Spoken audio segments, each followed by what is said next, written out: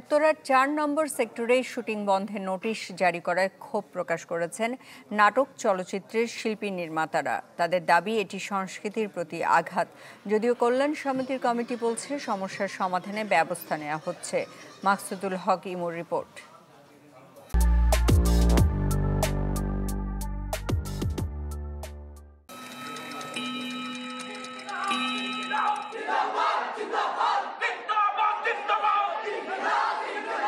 ঘড়ির কাঁটা তখন ১২টা বেজে গেছে। আবাসিক এই এলাকার চারপাশ যখন নীরব হয়ে উঠেছিল, তখন হঠাৎ করে এলো মিছিল, স্লোগান। হাতে মশাল, মুখে বিপ্লবী স্লোগান। উত্তরা ৪ নম্বর সেক্টরে এমন দৃশ্য ধরা পড়ে সিসি ক্যামেরা সহ অনেকের মুঠোফোনে।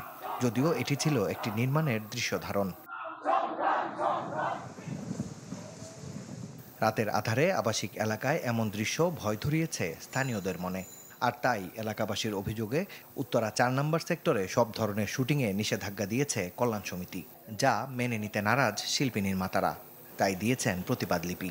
বর্তমান যে উদ্ভট যে পরিস্থিতি উদ্ভব হয়েছে, সেই পরিস্থিতিতে যে যার মতো করে এক একটা সিদ্ধান্ত চাপিয়ে দেওয়ার চেষ্টা করছে। আমরা এটা তীব্র নিন্দা এবং প্রতিবাদ জানাচ্ছি। আমরা চাই যে আলাপ আলোচনার মাধ্যমে অবশ্যই কল্যাণ সমিতি তারা যে নোটিশটা দিয়েছে এটাকে উইথড্র করে নেবে। অনেকগুলো নাটকের ধারাবাহিক নাটক বলুন, কোনো সিঙ্গেল নাটকগুলো কন্টিনিউটি আছে। এই কন্টিনিউটি যদি ব্রেক হয়, এই শুটিং হাউস যদি ছেড়ে দিতে হয়, অন্য কোনো শুটিং হাউসে গেলে তো এটার সঙ্গে মিলাতেও পারবে না।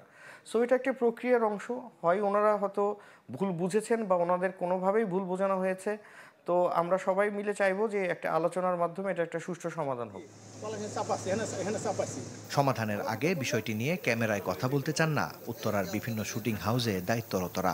চ্যানেল 24-কে কল্যাণ সমিতির সাধারণ সম্পাদক মুঠোফোনে জানান, তারাও চান সুষ্ঠু সমাধান। আমাদের এটা একটা আবাসিক এলাকা। এই আবাসিক এলাকায় আমরা যাতে নাগরিক সুবিধা নিয়ে আমরা সবার দিকে সহমর্মিতা পোষণ করে আমরা সুন্দর একটা পরিবেশে বসবাস করতে চাই, এটাই আমাদের উদ্দেশ্য।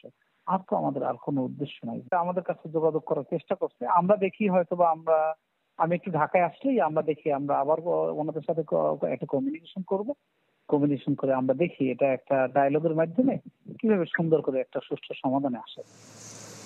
এমন বাস্তবতায় ৩ দশক ধরে উত্তরার বিভিন্ন স্থানে গড়ে ওঠা শুটিং হাউসগুলোতে নির্বিঘ্নে কাজ করার পাশাপাশি স্থানীয়দেরও যেন সমস্যা না হয়, সেদিকে খেয়াল রেখেই নতুন সিদ্ধান্তের অপেক্ষায় সংশ্লিষ্টরা। মাকসুদুল হক ইমু, চ্যানেল 24, ঢাকা।